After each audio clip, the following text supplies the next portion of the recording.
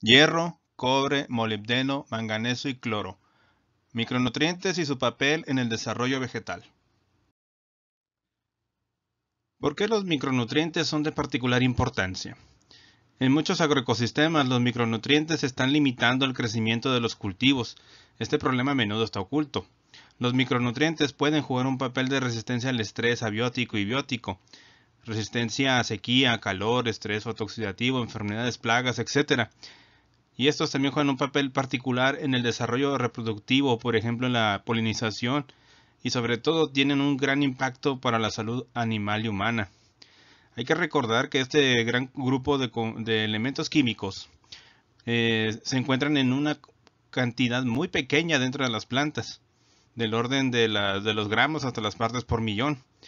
Y dentro de esa categoría de elementos entran el hierro, el manganeso, boro, molibdeno, cobre, zinc y cloro, ¿sí?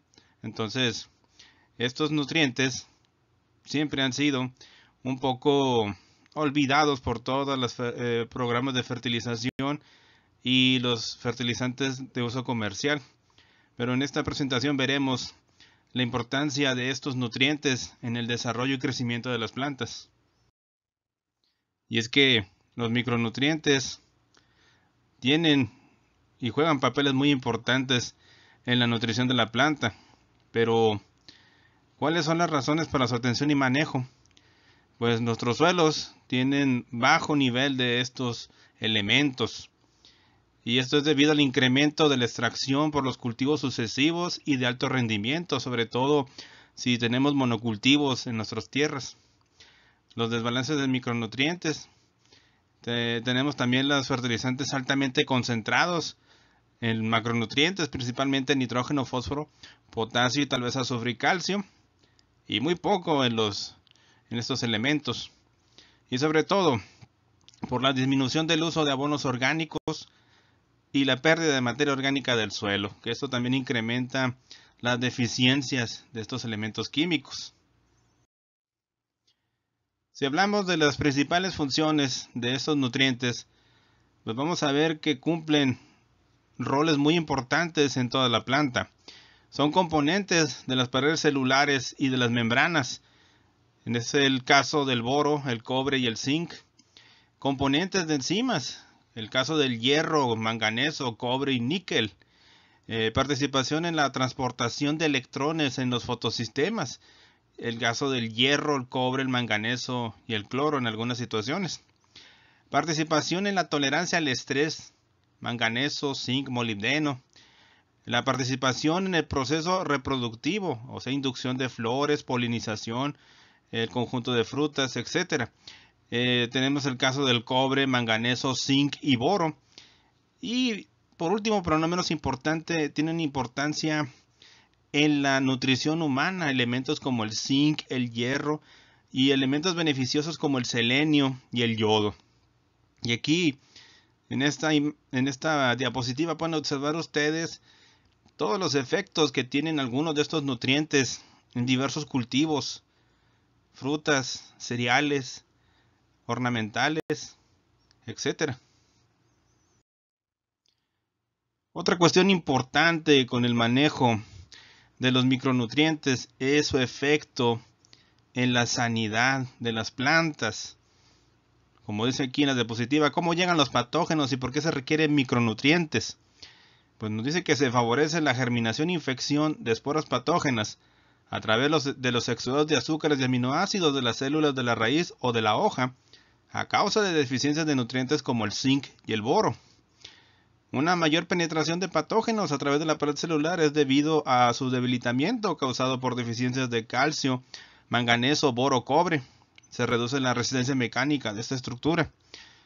Cuando proveemos de micronutrientes, favorecemos la formación de barreras mecánicas, los procesos de lignificación y silificación y la síntesis de toxinas, en este caso fitolexinas, contra ataques de patógenos mediante el incremento de la oferta de elementos como el silicio, el manganeso y el cobre.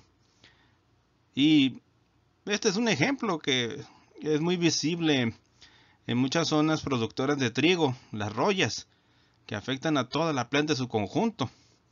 Y que este problema fitosanitario podría ser disminuido de forma considerable manejando adecuadamente los micronutrientes. Y eso redundaría en una disminución en el uso de los fungicidas para el control de esta enfermedad. Pero ¿qué factores son los que afectan la disponibilidad de estos micronutrientes? La inmensa mayoría de ellos pues se ven afectados por los altos contenidos de carbonatos, cambios en el pH, sobre todo pHs altos, suelos de tipo arcilloso, ya que muchos de estos elementos son fuertemente capturados por estas partículas. El bajo contenido de materia orgánica, hay que recordar que es importante para el proceso de mineralización y también como almacén de algunos nutrientes. La baja humedad en el suelo también juega un papel muy importante en el movimiento de estos nutrientes. Y en suelos ácidos es el alto contenido de hierro y aluminio que capturan fuertemente a muchos de estos nutrientes. Entonces, estos son los principales factores que debemos de manejar al momento de realizar el proceso de fertilización del suelo. En este cuadro vemos la susceptibilidad de los cultivos a las deficiencias de micronutrientes. Si hablamos de hierro, pues algunos cultivos como la cebolla, frijol, sorgo, cítrico, cebada, maíz y soya son altamente susceptibles a esta deficiencia. Con manganeso, cultivos como el chile, manzana, caña de azúcar, soya, cítricos y tomate también presentan algún problema en su desarrollo. Con zinc, es el caso del maíz, cebolla, arroz, nogal, ajo, tomate. En cobre, trigo, maíz, cebolla y cítricos. Boro, alfalfa, manzano, vid, lechuga y tomate. Y en molibdeno, chile, cebolla, leguminosas y crucíferas. Como pueden ver ustedes, la amplia variedad de plantas que son afectadas por estas deficiencias abarca desde frutales, cereales y árboles. Entonces, eso nos muestra la importancia de estos nutrientes en el desarrollo y crecimiento de las plantas. Y por último, pero no menos importante, la importancia de los micronutrientes es la desnutrición, el hambre oculta. Media Center en enero de 2016 decía que 5.9 millones de niños menores de 5 años murieron en 2015. Y cerca del 45% de todas estas muertes están relacionadas con la desnutrición. El hambre oculta, deficiencia de micronutrientes, es la principal forma de desnutrición. Y aquí tenemos algunas definiciones. El hambre es la falta de alimentos. La famosa y llamada seguridad alimentaria. Es la imposibilidad de un país o región de dar los nutrientes, o en este caso los alimentos necesarios para su población. Y el hambre oculta, que esto es la falta de vitaminas y minerales en los alimentos. Es la seguridad nutricional. Y es que desgraciadamente la producción masiva de muchos vegetales y frutos ha provocado la pérdida de calidad de los mismos y hemos tenido problemas para incrementar el contenido de nutrientes, tanto minerales como vitamínicos. Entonces estos problemas se hacen visibles o invisibles en este caso en muchas personas del mundo. El hambre oculta es conocida como deficiencia de micronutrientes y principalmente tenemos deficiencias de zinc, hierro, yodo y vitamina A en gran parte de la población, sobre todo los más pobres de este planeta. Y si ustedes observan a esos niños que habitan en regiones de extrema pobreza o limitados en su alimentación, pues aparentemente lucen bien, pero sufren de desnutrición y esto redunda en efectos negativos en su desarrollo mental, su bienestar y su salud, no solamente de ellos sino también de toda la población en general. Entonces nosotros como productores, agricultores, científicos y estudiantes del área de la agricultura debemos de preocuparnos porque nuestros alimentos tengan todos los nutrientes necesarios para los seres humanos, que es el principal objetivo que tenemos en la agricultura, producir alimentos para el mundo. Ahora empezaremos con uno de estos micronutrientes o microelementos. el hierro. El hierro es un elemento químico de número atómico 26, situado en el grupo 8, periodo 4 de la tabla periódica de los elementos. También lo conocemos popularmente como fierro. Su símbolo es Fe y tiene una masa atómica de 55.6 UMA. Este metal de transición es el cuarto elemento más abundante de la corteza terrestre, representando un 5%, y entre los metales, solo el aluminio es más abundante. Y es el primero más abundante en masa planetaria debido a que el planeta en su núcleo se concentra la mayor masa de hierro nativo, equivalente a un 70%. El núcleo de la Tierra está formado principalmente por hierro y níquel en forma metálica, generando al moverse un campo magnético.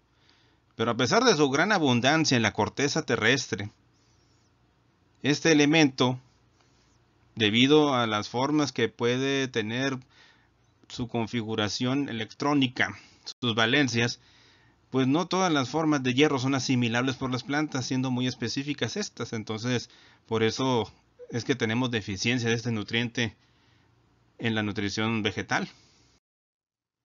Y si hablamos de la absorción y asimilación del hierro, pues generalmente se absorbe en su forma reducida. Y esta forma es Fe con la valencia más 2. Y también el hierro en su forma oxidada, con la valencia de 3.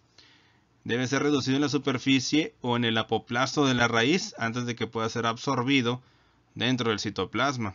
Recordando esto, el apoplasto es el camino que toman los nutrientes que absorbió la planta en el agua y que aprovecha los espacios que dejaron las paredes celulares, recordando que estos espacios son posibles porque no están completamente selladas las paredes celulares. Siempre hay un poco de margen para que entre aire y un poco de agua y se formen bolsas entre pared y pared, y por este espacio es por donde circulan nutrientes como el hierro, como el que estamos mencionando ahorita.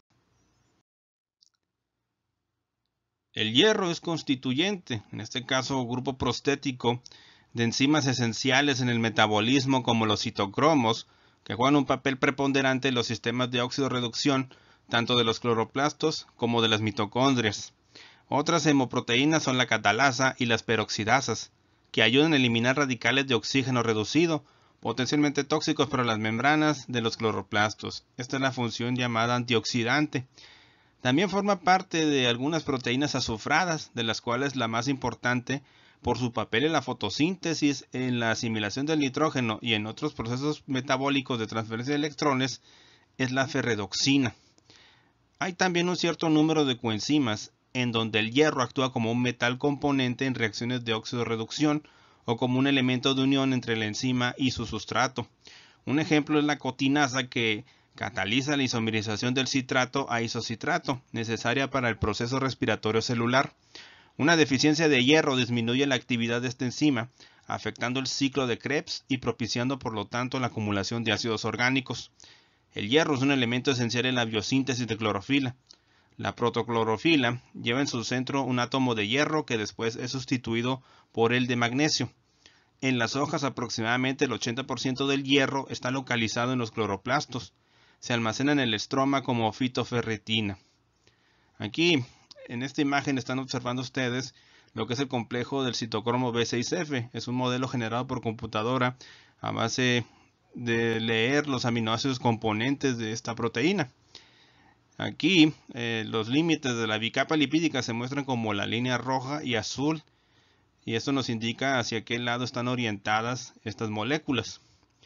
El complejo del citocromo B6F o plastoquinol plastocianina reductasa es un complejo enzimático propio de los cloroplastos y de las cianobacterias. Su misión es transferir electrones entre los fotosistemas 1 y 2 durante la fotosíntesis oxigénica. Asimismo, participa en la formación del gradiente electroquímico de protones transmembrana al transferir protones del estroma al lumen del tilacoide.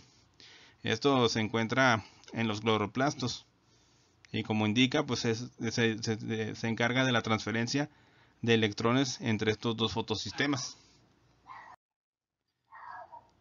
Y aquí lo pueden observar con más detalle. Aquí estamos viendo lo que es la cadena de transporte de electrones. Esto localizado en la membrana tilacoide de los cloroplastos. Y aquí vemos que el complejo del citocromo B6F es una más de las proteínas que conforman este complejo de transporte de electrones para la producción de compuestos como el NADPH y el ATP en estas situaciones. También ustedes pueden ver que en el fotosistema 2 es donde se da la reacción de fotólisis, donde el agua es descompuesta en hidrógeno y en oxígeno. Y a su vez este hidrógeno, con otros hidrógenos que están siendo introducidos por otros complejos, son los que ayudan a formar la molécula de ATP en este proceso de la fase luminosa de la fotosíntesis. Los efectos fisiológicos del hierro. El nivel crítico de deficiencia de hierro en hojas es de 50 a 150 miligramos por kilogramo de peso seco.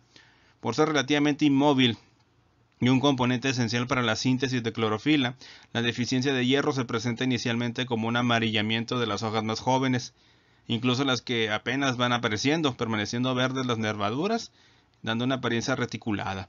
Posteriormente toda la hoja, incluyendo las nervaduras, se torna amarilla blancuzca y finalmente aparecen zonas necróticas. A medida que se prolonga la deficiencia, el amarillamiento y la posterior necrosis se van extendiendo hacia las hojas viejas. En raíces la deficiencia provoca cambios morfológicos como la inhibición de la elongación, el aumento en el diámetro de las zonas apicales y la formación de abundantes pelos radicales. La deficiencia de hierro es un problema serio en suelos calcáreos. En soluciones nutritivas hidropónicas, la deficiencia se puede presentar principalmente por la elevación del pH, que provoca su precipitación común con los fosfatos, o por elevadas concentraciones de manganeso, elemento con el que presenta reacciones de antagonismo. La corrección mediante fertilización del suelo puede ser difícil, costosa y tardada debido a la necesidad de bajar el pH, por lo que se suele recurrir a la fertilización foliar por periodos prolongados. Resch, 92, recomienda aplicaciones foliares de quelatos de hierro, FeETA, del 0.02 al 0.55%, o sea, 0.2 a 5.5 kilogramos de FeETA por cada 1000 litros de agua, esto aplicado cada 4 días. Con excepción de suelos inundados con deficiencia de oxígeno, es difícil observar efectos de toxicidad de hierro por el antagonismo entre este y el manganeso. Lo más común es que un exceso de hierro se manifieste como una deficiencia de manganeso, por eso es fácilmente confundible una deficiencia con la otra. Con aplicaciones foliares excesivas eventualmente aparecen puntos o pequeñas manchas necróticas en el limbo de las hojas. ¿Qué factores contribuyen entonces a la deficiencia de hierro en los suelos?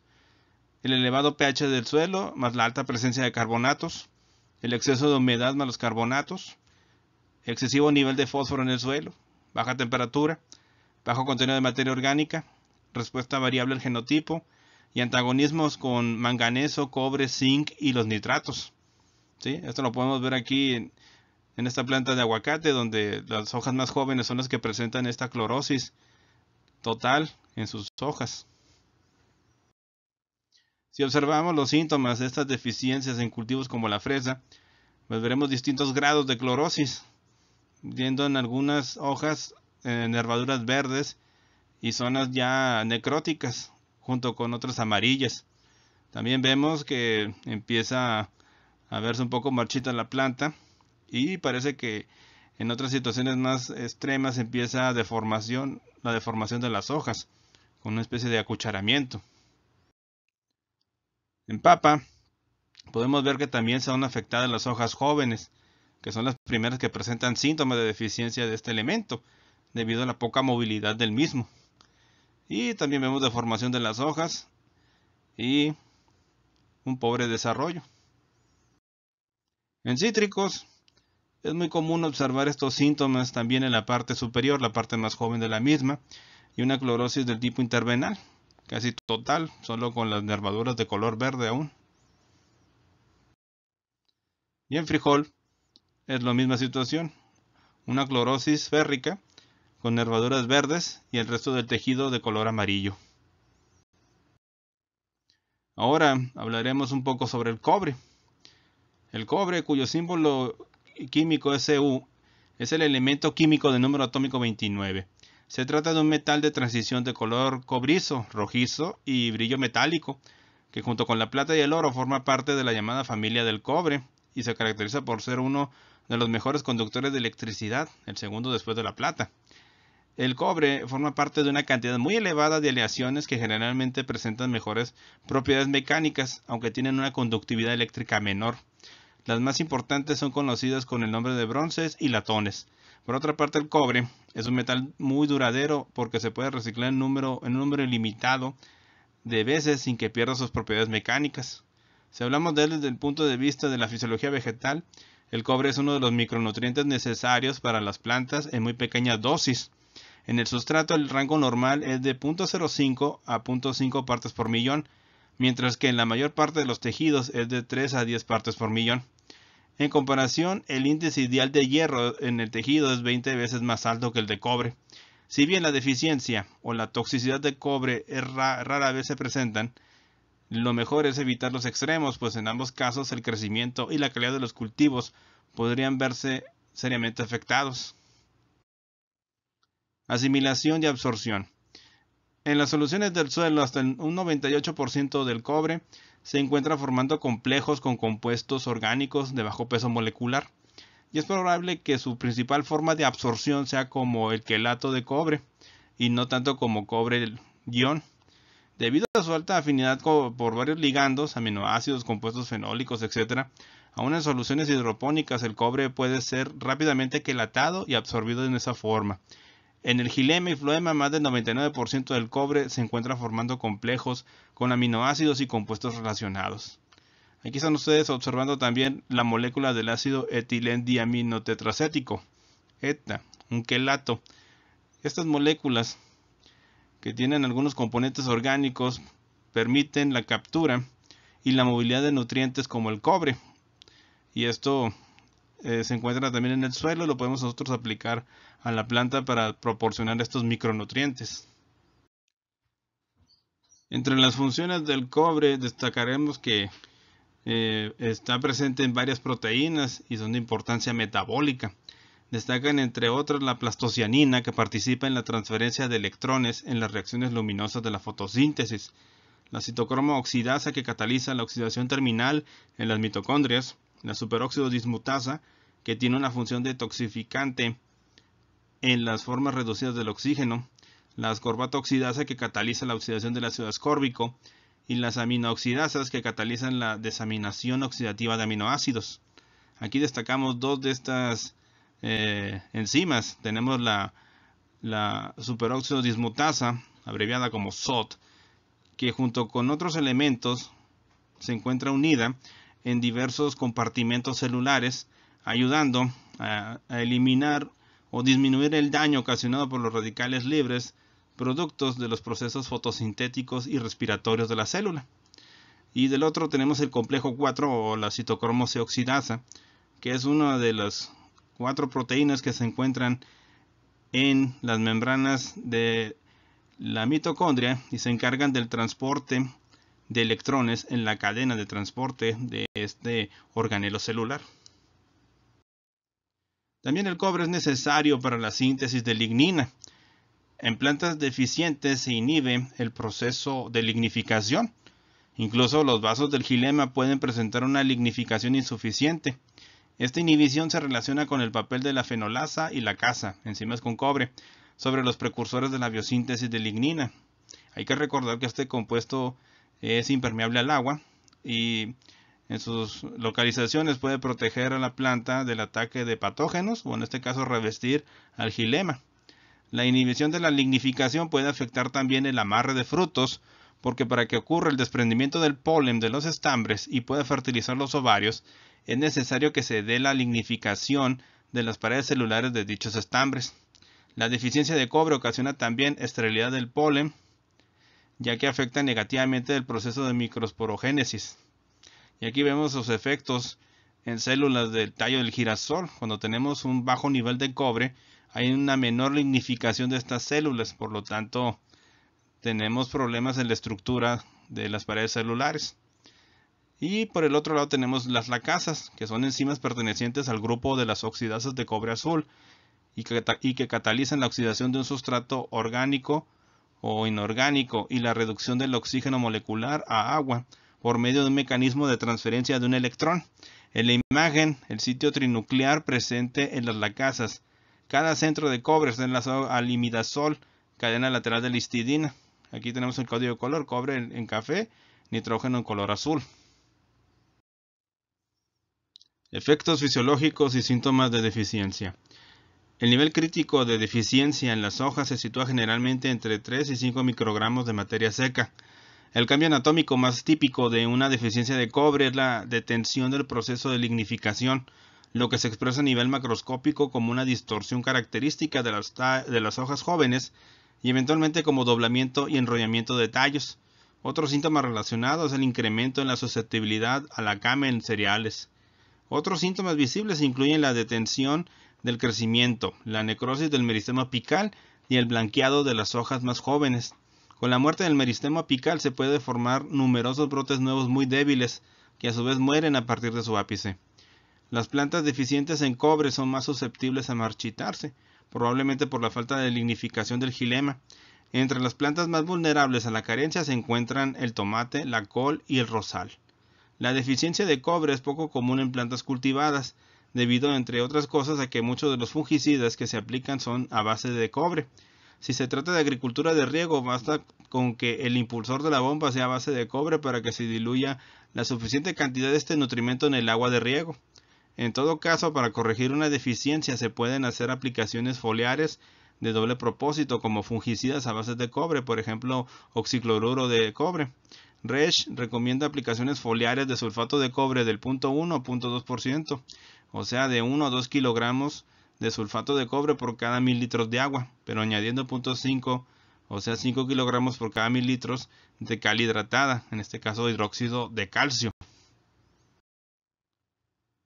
Para la mayoría de las especies, el nivel crítico de toxicidad se sitúa entre los 20 y 30 microgramos de materia seca. El exceso de cobre puede inducir una deficiencia de hierro y por lo tanto una clorosis en las hojas jóvenes. Sin embargo, la clorosis puede ser un resultado directo de la acción de una alta concentración de cobre sobre una peroxidación de lípidos conducente a la destrucción de las membranas tilacoidales. Otro síntoma de toxicidad con cobre es un engrosamiento y oscurecimiento anormal de las raíces. El cobre y sus compuestos son muy conocidos como fungicidas y su aplicación en exceso puede causar toxicidad directamente en las plantas o la acumulación progresiva en el suelo, dando lugar a problemas posteriores. Aquí está lo que se puede observar, lo que sucede en una planta de trigo cuando tenemos deficiencia de cobre. Tenemos una deformación de las hojas y de los tallos debido a la pobre lignificación de estas estructuras. Si hablamos de la movilidad de los nutrientes con respecto al cobre, pues veremos que se sitúa entre los nutrientes de movimiento medio como el zinc, el molibdeno, manganeso y hierro. Y por otro lado tenemos nutrientes que tienen muy baja movilidad como el calcio y boro, pero esto en la mayoría de las plantas. Y si vamos a los nutrientes que se mueven más rápidamente por el floema, pues tenemos el potasio, magnesio, fósforo, azufre y nitrógeno. Y esto es muy importante para el funcionamiento de las plantas y sobre todo para el buen desarrollo y crecimiento de las mismas. Factores que reducen la disponibilidad de cobre en el suelo: elevado pH y baja solubilidad mineral, capacidad de intercambio catiónico, absorción, suelos arenosos y lixiviación, bajo y alto contenido de materia orgánica y alto contenido de zinc, hierro y fósforo, con los cuales es antagónico este nutriente. Cuando observamos síntomas de deficiencia en maíz, pues vemos los mismos problemas que con el trigo: deformación de las hojas.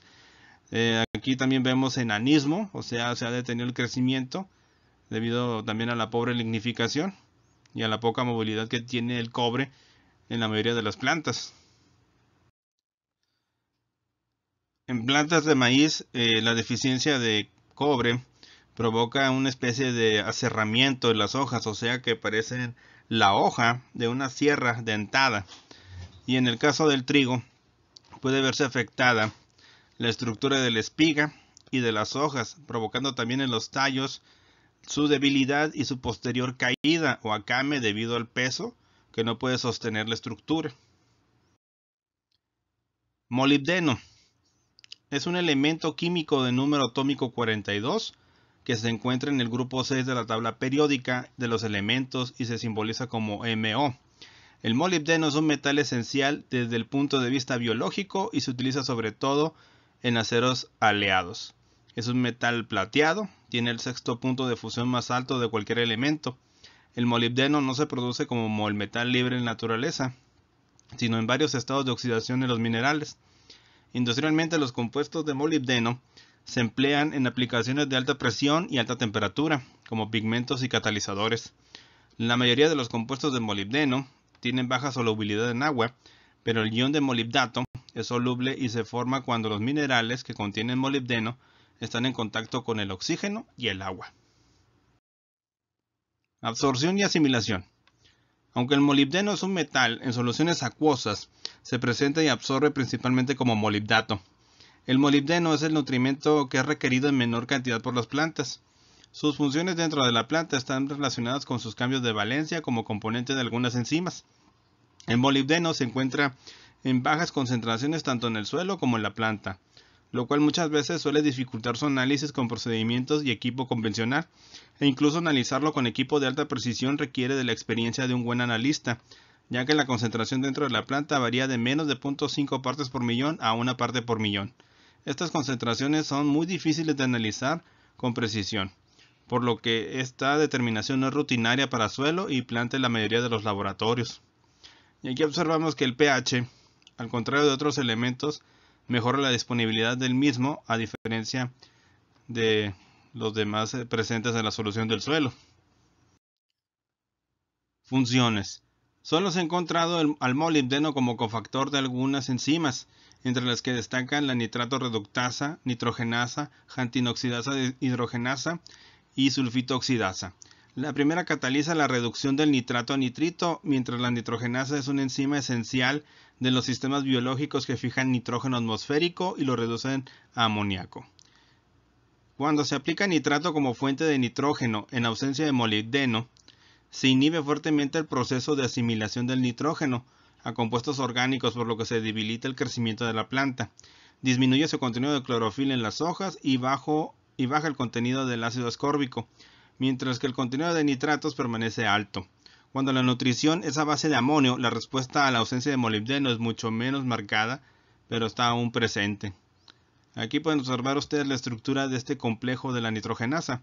Esta enzima se encarga de la reducción de el nitrógeno atmosférico a amonio y posteriormente esto es transportado a las células de la planta para ser convertido en otras formas más asimilables por la misma. Efectos fisiológicos y síntomas de deficiencia. Dependiendo de la especie de planta, los niveles críticos de deficiencia varían entre 0.1 y 1 microgramos de materia seca de hoja. En muchas especies de plantas, el síntoma visible más típico de deficiencia de molibdeno es una reducción drástica del área del limbo. Principalmente se reduce el ancho de la hoja y una ondulación peculiar de las hojas rizadas. Otros síntomas que se pueden presentar incluyen clorosis y o necrosis locales a lo largo de las nervaduras principales de las hojas maduras como efecto de la falta de clorofila. La deficiencia de molibdeno es relativamente común en suelos ácidos con alto contenido de óxidos de hierro. Las aplicaciones foliares representan el mejor método para corregir deficiencias, mientras que la aplicación en las semillas es preferible para prevenirlas. La corrección en el suelo se hace encalando para subir el pH. Las aplicaciones foliares pueden ser con una solución de 0.5% de molibdato de sodio o de molibdato de amonio, 5 kilogramos por cada 1000 litros de agua. También pueden ver ustedes los efectos que tiene el molibdeno para mitigar los efectos del estrés debido al frío, en este caso en trigo. Aquí lo vemos con diferentes tratamientos, la gran diferencia en el desarrollo de las plantas. Según Windsor y Adams, 1987, el exceso de molibdeno es poco frecuente, ya que los niveles de toxicidad son altos, de 10 a 1000 microgramos de peso seco. Sin embargo, se debe procurar mantenerlos bajos debido a su potencial toxicidad para los animales y seres humanos. La deformación de las hojas y una coloración dorada en los tallos debido a la formación de complejos de molibdatocatecol en las vacuolas son los síntomas que frecuentemente asociamos con una toxicidad de molibdeno. Aquí lo podemos ver, una leve clorosis y una deformación en la zona del limbo de las hojas, una especie de acucharamiento. Manganeso. El manganeso es un elemento químico de número atómico 25, situado en el grupo 7 de la tabla periódica de los elementos y se simboliza como Mn. Se encuentra como elemento libre en la naturaleza, a menudo en combinación con el hierro y en muchos minerales. Como elemento libre, el manganeso es un metal con aleación de metales industriales con importantes usos, sobre todo en los aceros inoxidables. El fosfatado de manganeso se utiliza como tratamiento para la prevención de la oxidación y corrosión del acero. Dependiendo de su estado de oxidación, los iones de manganeso tienen colores diferentes y se utilizan industrialmente como pigmentos. Los permanganatos alcalinos y de metales alcalino-térreos son oxidantes poderosos. El dióxido de manganeso se utiliza como cátodo. Los iones de manganeso funcionan como cofactores de una serie de enzimas en los organismos superiores, donde son esenciales en la desintoxicación de los radicales libres de superóxido. El elemento es un mineral traza esencial para todos los seres vivos conocidos. En cantidades mayores y al parecer con una actividad mucho mayor por la inhalación, el manganeso puede causar un síndrome de intoxicación en los mamíferos, con daños neurológicos que a veces son irreversibles. Absorción y asimilación. El manganeso se absorbe principalmente como ion manganeso y esta forma es traslocada por el xilema hasta la parte aérea. Forma enlaces de unión relativamente débiles, por lo que puede reemplazar al magnesio en muchas funciones, por ejemplo en su papel de enlace entre el ATP y los complejos enzimáticos. La función más estudiada del manganeso es su papel esencial en la fotólisis del agua en el proceso fotosintético, la llamada reacción de Hill o fase luminosa. El manganeso activa un buen número de enzimas, particularmente las descarboxilasas y deshidrogenasas del ciclo de Krebs en la respiración celular. Pero la mayor parte del manganeso requerido por las plantas está relacionado por su estrecha unión a ciertas metaloproteínas, donde actúa como un constituyente estructural, superóxido dismutasa, como parte del sitio activo de la malato deshidrogenasa, enzima málica isocitrato deshidrogenasa, o como un sistema de oxidorreducción. Aunque el manganeso parece ser un constituyente estructural de los ribosomas y que también actúa como un activador de la ARN polimerasa, la síntesis de proteínas no es apreciablemente inhibida por la deficiencia de este nutriente. Efectos fisiológicos y síntomas de deficiencia.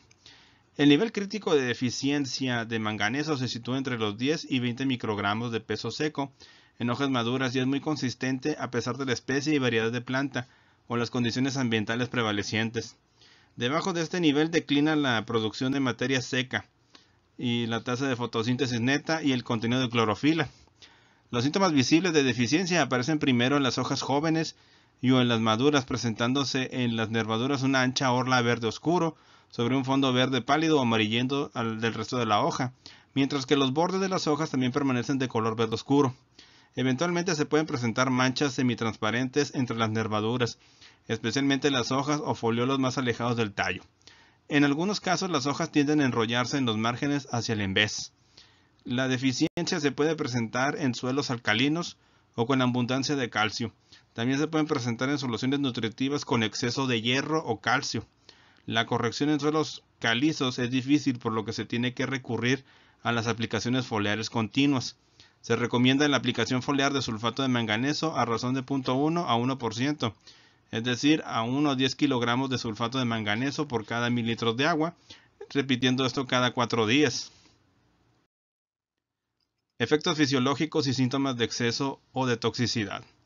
El exceso de manganeso inicialmente puede dar lugar a síntomas de deficiencia de hierro y puede ser fácilmente confundida con este elemento.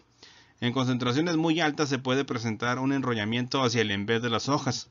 Un síntoma típico de toxicidad es la aparición de manchas cafés por la precipitación de óxido de manganeso en hojas viejas, la pérdida de la dominancia apical y la formación de numerosas yemas terminales, la llamada escoba de bruja. Es otro síntoma de toxicidad de manganeso que pudiera estar relacionado con su papel en el metabolismo de las auxinas o con la provocación de una deficiencia de calcio.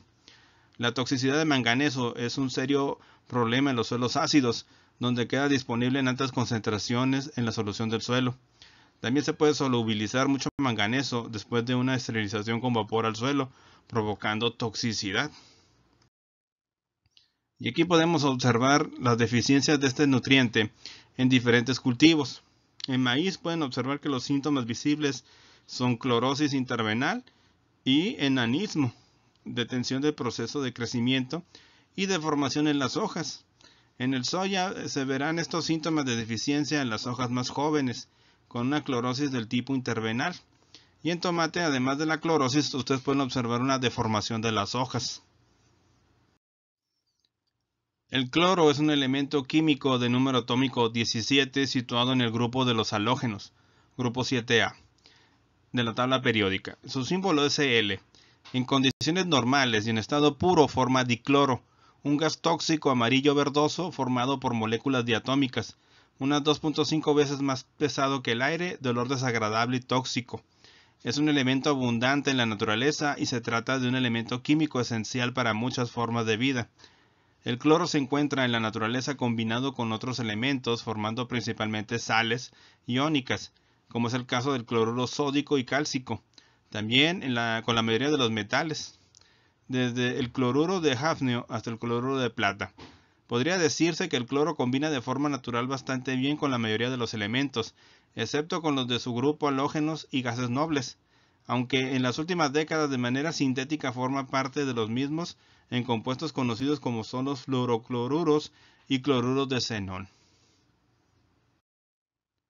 Absorción y asimilación. El requerimiento de cloro para el óptimo crecimiento de las plantas se sitúa entre 340 y 1200 miligramos de peso seco, concentración típica de un micronutriente. Sin embargo, su concentración normal en los tejidos vegetales oscila entre 2 y 20 gramos de peso seco, similar a otros macronutrientes. El cloro se absorbe por las raíces con facilidad de las soluciones acuosas, fundamentalmente como anión, y dicha absorción está estrechamente asociada a la actividad metabólica. La movilidad del cloro dentro de la planta es alta tanto a nivel celular como en el transporte a larga distancia, y su papel principal es en forma inorgánica, como compensador de cargas y en la osmorregulación. ¿Sí? Se han visto efectos de este elemento químico en el rendimiento fotosintético, en el consumo del agua, la resistencia a la sequía y en la eficiencia en el uso de nitrógeno, además de los beneficios para la salud humana al ayudar a reducir el contenido de nitratos en las hojas, sobre todo en los cultivos que se consumen esta parte de la planta. Funciones. La principal función del cloro está relacionada con la reacción de Hill en el fotosistema 2, o sea, la fase luminosa. Ahí participa como cofactor junto con el manganeso en la fotólisis del agua. El cloro también puede afectar la fotosíntesis y el crecimiento de la planta indirectamente debido a su papel en la regulación de la apertura de los estomas. Hay evidencias de ciertas bombas de protones ATPasas en el tonoplasto que son particularmente estimuladas con cloro y que sirve eventual o particularmente para bombear hidrógeno dentro de la vacuola, ayudando a mantener estable el pH del citoplasma entre 7 y 7.5. Cuando es absorbido en cantidades relativamente grandes, contribuye a modular el balance entre cationes y aniones y la síntesis de ácidos orgánicos. Es uno de los solutos osmóticamente más activos en las vacuolas e influye, por lo tanto, en la turgencia celular a través del proceso de osmorregulación. Efectos fisiológicos y síntomas de deficiencia. Debido a su facilidad de absorción y a que su requerimiento para un adecuado crecimiento de las plantas es bajo, es muy difícil observar una deficiencia de cloro, pues incluso el cloro presente en el agua de lluvia puede aportar la cantidad necesaria de este nutrimento. El nivel crítico de deficiencia se sitúa por debajo de los 200 microgramos de cloro por gramo de peso seco. Consecuencia de la pérdida de la función de la regulación osmótica, el marchitamiento de las hojas, especialmente de los márgenes, es, junto con la detención del crecimiento de la planta, el síntoma más típico de su deficiencia.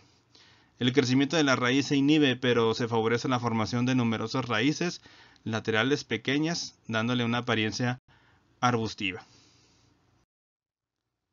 Efectos fisiológicos y síntomas de exceso o de toxicidad. Las concentraciones de cloro en la solución externa por encima de las 700 miligramos por litro pueden conducir a síntomas visibles de toxicidad en las especies sensibles. La sintomatología es semejante a la del exceso de sales en general. El exceso de sales generalmente trae como consecuencia un exceso de cloro, tales como el quemado de los bordes y puntas de las hojas, empezando por las hojas más viejas, reducción en el tamaño de las hojas y detención del crecimiento. Como cloro y nitrato presentan antagonismo en su absorción, un exceso de cloro puede provocar una deficiencia de nitrógeno, pero también aumentando la concentración de nitratos es posible paliar los efectos negativos del cloro. Y ustedes pueden observar aquí los efectos que tiene los cloruros en un cultivo como la vid. Y con esto terminamos esta parte de los micronutrientes. Espero haya sido de su interés y por mi parte es todo y muchas gracias.